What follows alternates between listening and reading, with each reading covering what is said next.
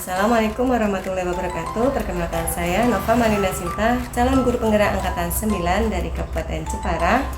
Saya dari SD Negeri 1 Gedung Cino.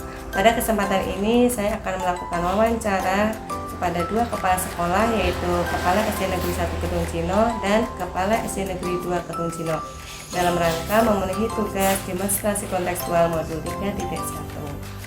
Assalamualaikum Bu Sudeng. Waalaikumsalam warahmatullahi wabarakatuh. Alhamdulillah, kabarnya baik. Gimana dengan Bu Muka sendiri kabarnya? Alhamdulillah. Minta waktunya Bu untuk wawancara. Karena saya di PGD ini ada tugas tentang dilema etika. Itu wawancarai kepala sekolah. Gimana Bu? Monggo silakan nanti apa yang ditanyakan oleh Bu Muka akan saya jawab sebisanya. Di sini saya mau tanya, selama ini di sekolah ini bagaimana Sudeng mengidentifikasi kasus-kasus yang apakah itu merupakan dilema etika ataukah kejutan moral? Terima kasih Bu Muka. Akan saya jawab pertanyaannya. Dilema etika itu merupakan situasi yang terjadi ketika seseorang harus memilih antara dua pilihan, di mana kedua pilihan secara moral benar tetapi bertentangan. Sedangkan rujukan moral itu merupakan situasi yang terjadi ketika seseorang harus membuat keputusan antara benar dan salah. Oke. Apakah selama ini ada yang termasuk kasus dengan contohnya itu kasus yang termasuk dilema etika itu sendiri? Ya, di sekolah itu pasti ada permasalahan dilema etika, tetapi kita bisa mengambil solusi yang terbaik. Kita memilih bagaimana yang terbaik untuk kepentingan di SD Negeri 1 Gedung Cino. Kemudian selama ini Bu, ketika Sudeng mengambil sebuah keputusan terkait kasus dilema etika itu tadi, yang mana dimana kan ada dua kepentingan ya Bu, yang mana dua-duanya itu sama-sama benar, kemudian keduanya juga sama-sama memiliki nilai kebajikan. Bagaimana Sudeng mengambil keputusannya? Ya. Terima kasih Bu Nova pertanyaannya. Sebelum kita mengambil keputusan itu, kita terlebih dahulu itu mengumpulkan fakta dulu. Kemudian siapa yang terlibat, kemudian menganalisis benar salahnya, kemudian membuat alternatif solusi dan membuat keputusan, kemudian merefleksikan, dan tidak lupa kita selalu meminta petunjuk, berdoa kepada Allah Subhanahu wa Ta'ala. Juga diawali dengan penelusuran masalah, kemudian mengidentifikasi masalah, kemudian terbentuklah kesimpulan. Nah, itu sebagai dasar dalam mengambil sebuah keputusan. Ya. Kemudian langkah-langkah atau prosedur yang Sudeng lakukan ketika tadi mengambil keputusan itu langkah-langkahnya apa saja? Ya. Untuk langkah-langkahnya kita itu menentukan penyebab permasalahannya itu apa, kemudian menentukan siapa yang terlibat, kemudian berdiskusi ini jelas dengan warga sekolah, kemudian kita mengambil beberapa solusi keputusan, kemudian menimbang lagi dari berbagai sudut pandang sebelum menentukan, dan setiap keputusan yang dilakukan dengan yang sudah diputuskan bersama. Kemudian mengidentifikasi masalah. Kemudian juga ini tidak lupa kita tetap memegang teguh kepada kebijaksanaan. Jadi poinnya itu harus bijaksana dalam menentukan sebuah keputusan. Tentunya pihak ya jelas kita tidak boleh memihak itu si A putranya siapa atau B itu hanya putranya siapa, kita tidak boleh. Kita memperlakukan sama. Ya betul. Kira-kira hal apa saja yang selama ini Bu Sudeng anggap lebih dalam mengambil keputusan pada kasus-kasus tersebut, Bu? Oh, ya. Itu yang pertama itu dengan menelaah siapa yang terlibat dulu. Kemudian sifatnya urgent. Ini kasus dilema dan pengambilan alternatif diskusi. Kemudian juga dalam pengambilan keputusan itu harus secara bijaksana. Tadi tidak boleh memihak antara si A ataupun si B. Kita harus mempertimbangkan situasi dan kepentingan yang terlibat. Jadi poinnya ini itu lebih ke mana yang bersifat lebih darurat atau Ya, urgent lebih tadi, urgent ya, tadi. Ya, betul. didahulukan, baru Ya. nanti ketika ada yang tidak terlalu urgent, dialihkan. Ya, betul, betul. Kemudian ada tantangannya ketika menghadapi dilema etika tersebut, apakah sudah mengalami kendala atau tantangan dalam pengambilan keputusan itu? Ya, di dalam pengambilan sebuah keputusan itu kan tetap ada resiko, ada tantangannya. Nah, di dalam pengambilan keputusan yang terbaik itu keduanya itu merupakan masalah yang sama-sama benar, yang harus menguntungkan kedua belah pihak. Tadi tidak boleh memihak antara yang satu dengan yang lain, atau si A atau B, ataupun ini putranya Bu Guru, ataupun ini putranya siapa. Kita tidak boleh seperti itu.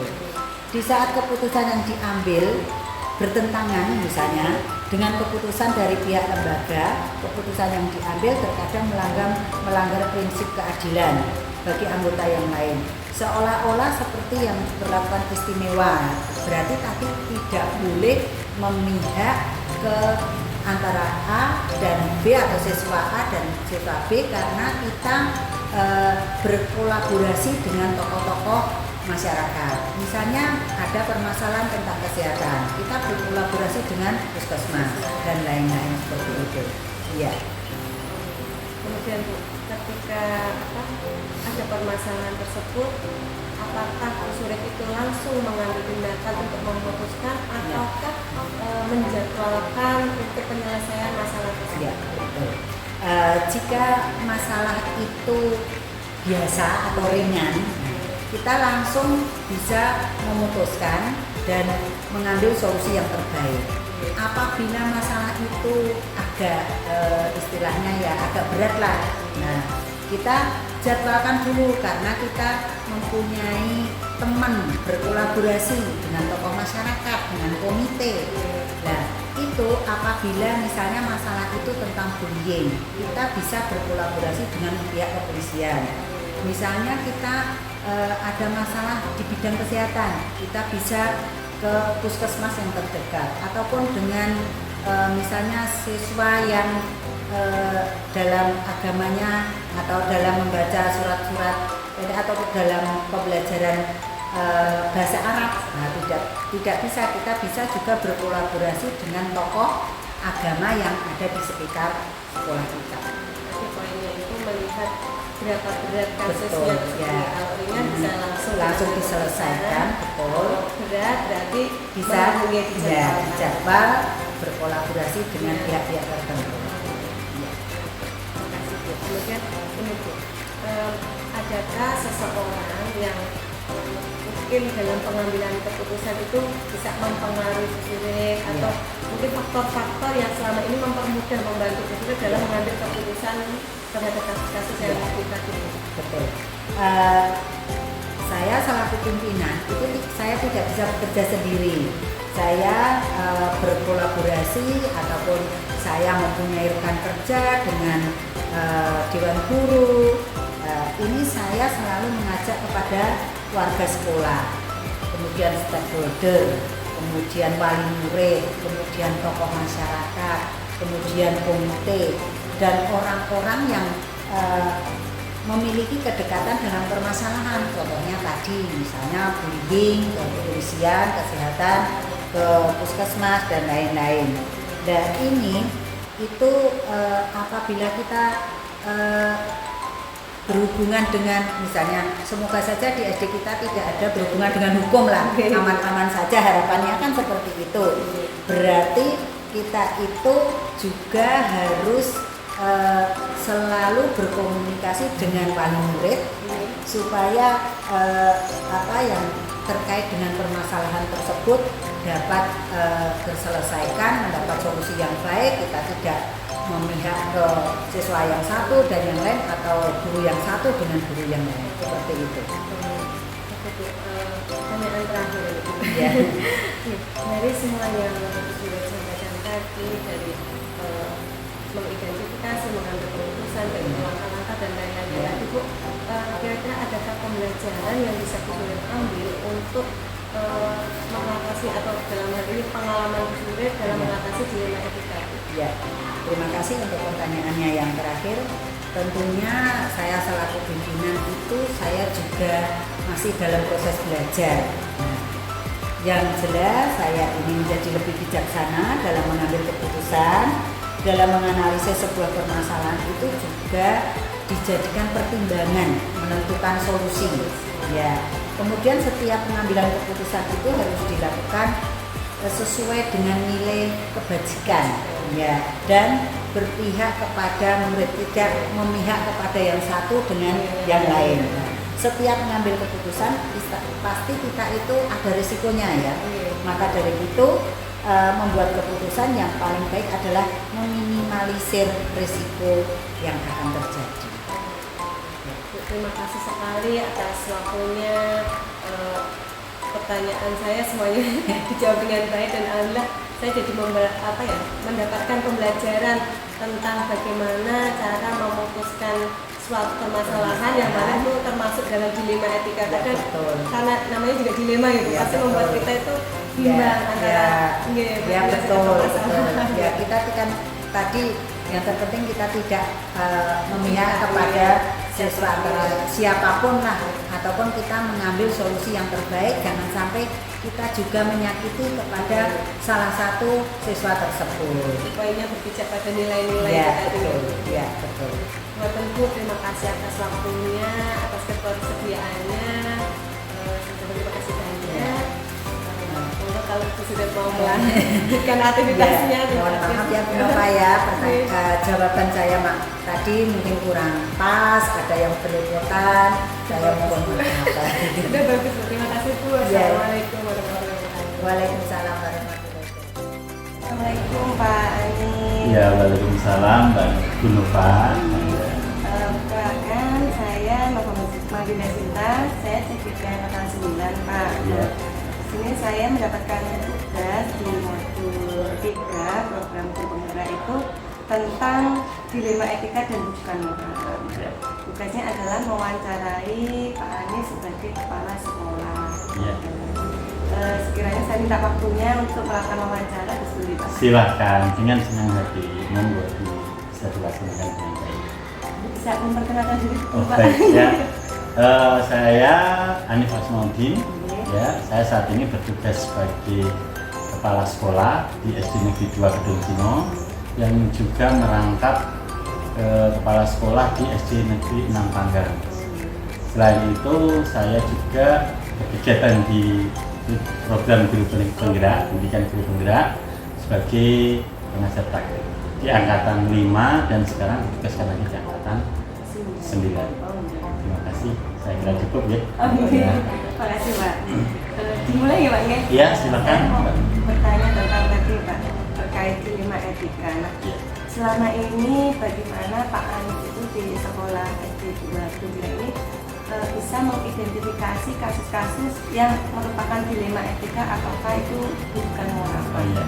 Berarti mengidentifikasi kasus atau permasalahan tentang dilema etika atau rujukan moral ya.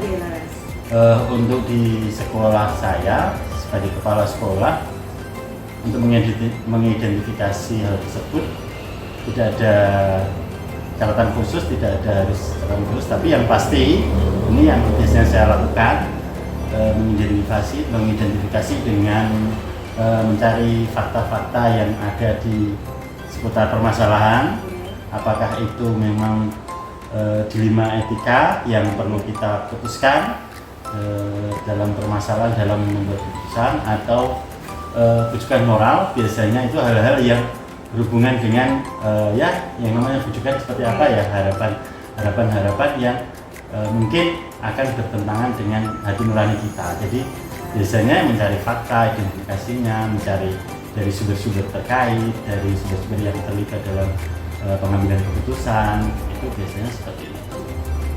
Berarti pernahkah ada atau contohnya Pak, sedangkan ada kasus misalkan yang dilema etika atau yang keputusan moral di itu? Oh ya, untuk kasus dilema etika biasanya untuk guru, nah ini yang paling sering ya, untuk guru dan siswa, karena keterbatasan tenaga di SD itu, jadi guru itu harus merangkap tugas tambahan yang bermacam-macam, ya seperti bendahara bos, seperti operator sekolah, karena sekolah SD sendiri tidak memiliki TU, jadi guru-guru kita memanfaatkan guru untuk melaksanakan tugas-tugas tersebut.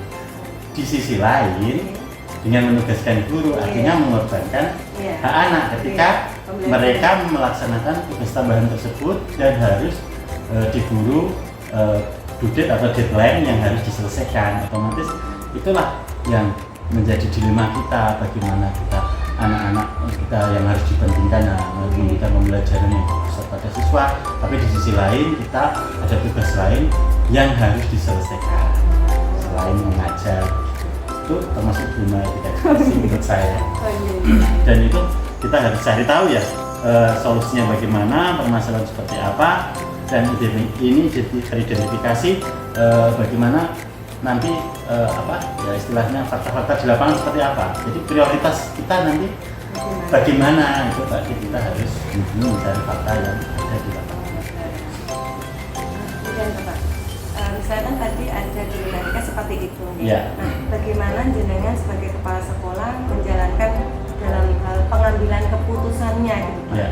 terkait kasus kan itu kan dua hal yang sama-sama penting, sama-sama penting dan sama-sama memiliki nilai kebajikan. Iya. Nah, itu bagaimana jenengan mengambil keputusan? Mengambil keputusannya tetap saya mencari prioritas utama, karena itu berhubungan dengan kalau guru nanti tugas-tugas tambahan itu berkaitan dengan keberlangsungan sekolah juga. Seperti bendahara bos itu kan menentukan keberlangsungan kegiatan di sekolah. Jadi prioritas tetap kita pilih mana prioritas yang terbaik, karena kegiatan yang kita lakukan itu tetap juga melaksanakan tugas tambahan, bukan juga tugas dinas yang tidak bisa kita abaikan. Jadi saya untuk mengambil keputusan juga berkoordinasi dengan teman-teman, mengaturnya dengan dasar yang kuat. Misalnya kita buat SK pembagian tugas yang jelas, yang terperinci tugas-tugasnya setiap guru apa, kemudian berkomunikasi juga dengan wali murid, karena di sekolah itu kegiatan guru tidak hanya mengajar saja, tapi ada tugas-tugas tambahan tertentu yang harus diselesaikan, sehingga tatkala kita perlu juga bantuan mereka, bantuan dari Bapak Ibu wali murid untuk memberi kesadaran kepada anak-anak juga bahwa guru itu ada tambahan tugas lain dan membantu belajar di rumah tentunya untuk orang tua. Iya. Kemudian Pak, langkah-langkah atau prosedur yang Bapak lakukan untuk mengatasi hal itu seperti apa? Langkah-langkah ya kira-kira untuk mengatasi hal-hal permasalahan yang terjadi di sekolah terkait dilema etika, kita tidak lepas dari kolaborasi dengan semua pihak. Ya tadi yang saya sebutkan ada guru, sama wali murid, kita juga punya atasan, pengawas sekolah juga bisa kita minta pertimbangan, karena biasanya pengawas sekolah, saya yakin pengawas sekolah itu adalah orang yang bijak, yang bisa kita minta nasihatnya, masukannya terkait kegiatan-kegiatan yang kita lakukan dari pelaksanaan tugas di sekolah. Jadi artinya kita itu ketika melakukan komunikasi dalam menyelesaikan sebuah permasalahan itu, nanti kita nyaman ketika kita melaksanakan tugas, dan hasil keputusan yang sudah kita buat kita laksanakan dengan tanggung jawab bersama. Gitu. Hal apa yang selama ini dengan anggap efektif untuk pengambilan keputusan pada kasus dilema etika itu? Yang paling efektif menurut saya komunikasi. Komunikasi itu menurut saya yang paling utama. Semua hal yang menjadi permasalahan, dilema yang ada, yang penting kita komunikasikan kepada semua pihak. Kita terbuka bahwa ini ada permasalahan seperti ini. Saya sebagai kepala sekolah tatkala perlu membuat sebuah kebijakan yang harus saya buat berdasarkan peraturan perundang-undangan bisa saya buat atau saya atur sebagai musyawarah di sekolah bersama semua pihak stakeholder yang terkait membuat sebuah keputusan bersama. Artinya bisa saja saya membuat kebijakan saya ini sebagai kepala sekolah karena kita sebagai pemimpin sekolah di sini pemimpin pembelajaran, dan bisa juga jika itu berkaitan dengan secara umum istilahnya untuk kemajuan sekolah bersama, untuk kegiatan di situ bersama-sama, berarti kita putuskan dengan musyawarah. Kira-kira selama menangani kasus-kasus di LIMA, adakah tantangannya Pak? Tantangannya. Ya. Tantangan jelas pasti ada. Ini yang menjadi tantangan menurut saya itu ketika dilema etika itu kan sama baiknya. Saya ada dua pihak yang harus dijauhkan yang mana atau mencari win-win solution. Semua pihak bisa menerima dengan lapang dada, dengan senang hati, artinya tidak ada yang dirugikan. Itu tantangan menurut saya mencari bisa menyamaratakan win-win solution. Misalnya anak ya tidak dirugikan, misalnya tidak begitu terbebani, guru ya juga tidak terlalu berat dalam melaksanakan tugas. Itu artinya kita mencari solusi yang terbaik, mencari win-win solution itu tantangan menurut saya. Itu yang perlu pemikiran yang agak berat sih, dan itu perlu dikomunikasikan. Iya betul. Kemudian ini Pak, ketika terjadi suatu permasalahan di LIMA etika itu tadi, apakah jenengan langsung bisa mengambil sebuah keputusan ataukah perlu menyusun sebuah jadwal dalam hal penyelesaian atau memutuskan itu? Ya, berarti kita ketika terjadi suatu hal atau yang berhubungan dengan dilema etika, apakah perlu tadi ya? Biasanya tetap tergantung urgensi ya. Urgen.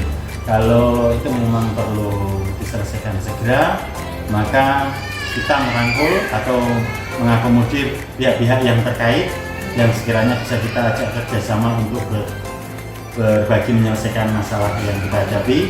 Atau jika itu memang bisa artinya bisa ini diselesaikan bisa di lain waktu, ya berarti kita lain waktu. Tidak ada jadwal khusus lah, tergantung urgensi dan kondisi yang ada, insidental aja kan. Masalah yang datang kan tidak tahu kita kapan, tidak terjadwal. Jadi ketika ada permasalahan ya sebenarnya langsung segera diatasi, segera tidak berlarut-larut. Jadi seperti itu. Tapi tidak lupa bekerja sama, berkolaborasi dengan pihak-pihak yang lain dan berkomunikasi secara terbuka. Jadi tidak ada jadwal untuk menyelesaikannya. Jadi memang harus segera. Kira-kira adakah seseorang atau faktor yang membantu jenengan ketika menyelesaikan atau mengambil keputusan saat diadakan pada LIMA etika itu? Iya, menurut saya atau faktor-faktor yang paling bisa diajak untuk bekerja sama ini orang terdekat kita dulu ya, mestinya kita komunikasikan dengan orang terdekat kita. Ini ada permasalahan dilema seperti ini, kemudian apabila kita belum menemukan titik temu, saya kira kita punya atasan juga yang bisa disebut di awal, kita bisa minta kebijaksanaannya, masukan-masukannya. Saya yakin atasan kita itu bisa dipercaya dengan kebijaksanaannya. Jadi menurut saya kalau dulu di daerah kita, di sekolah kita ada pengawas sekolah, Bu Laili, itu sangat dekat sekali dengan kita dan beliau orang yang bijaksana. Jadi bisa kita mintai masukan-masukan. Jadi itu faktor-faktor tergantung kita. Bisa mendukung, menguatkan kita dalam ketika menentukan penyelesaian gitu ya. Kita masukannya saya mau seperti ini atau karena kemarin wilayah itu atau kita pengawas sekolah ya. Jadi kita bisa mempertanyakan, oh ya ini baik, bisa memantapkan hati kita, oh ya ini, atau ya itu biasanya seperti itu. Ya selain orang-orang terdekat kita, teman sejawat, ya jadi itu juga bisa jadi kita sharing, jadi keterbukaan komunikasi secara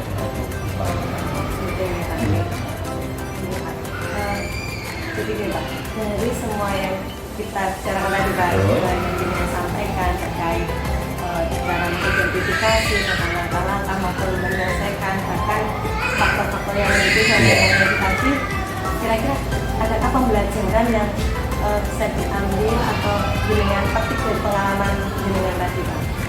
Pembelajaran yang paling bisa saya ambil dari sekian tadi apa yang sudah saya sampaikan atau pengalaman yang sudah pernah saya lakukan, yang pertama itu komunikasi terbuka, terus kolaborasi.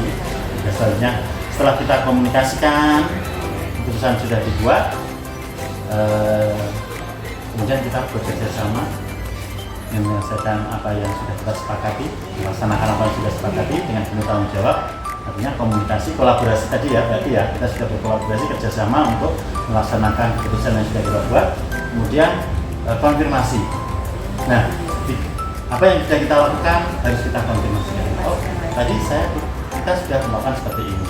Kita refleksikan, dari konfirmasi direfleksi, ini kegiatan sudah seperti ini, mana yang berdampak baik, mana yang kurang mendukung, kurang baik, itu apa. Jadi selalu seperti itu pembelajaran yang menurut saya selama ini sudah saya terapkan dan saya kira positif lah untuk permasalahan-permasalahan di dunia etika khususnya ya gitu. Terima kasih sekali Pak, ini sharing yang sangat luar biasa. Jadi tambah ini pengetahuan baru buat saya ya. Karena kalau saya sendiri untuk menyelesaikan atau memutuskan sesuatu yang masih dilema itu sangat sulit karena itu tadi antara benar dan benar itu memang bagaimana mencari yang prioritas yang mana sih masih sulit bagi saya perlu belajar banyak dari banyak jaringan kepala sekolah maupun dari rekan-rekan yang lain. Kalau saya menggarisbawahi untuk percakapan atau sharing kita hari ini tuh kolaborasi dan komunikasi itu yang penting gitu ya Pak. Komunikasi, kemudian kita berkolaborasi sehingga memutuskan sesuatu itu bisa mudah bisa dibikin bersama. Bersama-sama. Jadi ketika kita mendapatkan suatu permasalahan, ketika kita berpikir bersama-sama, itu solusi itu nanti akan kita dapatkan muncul dari yang kita kira. Jadi ketika saya sendiri pun kadang itu saya sharing sama teman-teman, komunikasikan. Kita ada permasalahan seperti ini, dilemanya seperti ini. Kira-kira saya keluarkan terus. Itu ada yang masuk, Kak ini begini. Oh iya, saya terbuka untuk menerima masukan. Kita harus terbuka sih untuk menerima masukan. Dan jadi nanti ternyata oh iya ya, saya tidak terpikir di kita, ternyata terpikir feedback dari teman. Ya. Untuk menyelesaikan sebuah permasalahan bersama, kita kerjasama dengan penuh keterbukaan, dengan penuh komunikasi. Saya kira yang kunci yang selama ini saya dalam kegiatan kita setelah ini saja. Ya, terima kasih sekali Pak atas waktunya, atas sharing pengalamannya, ilmu yang bermanfaat tentunya buat saya. Calon pemimpin masa depan. Insya Allah, amin. Tangan itu nih Bu.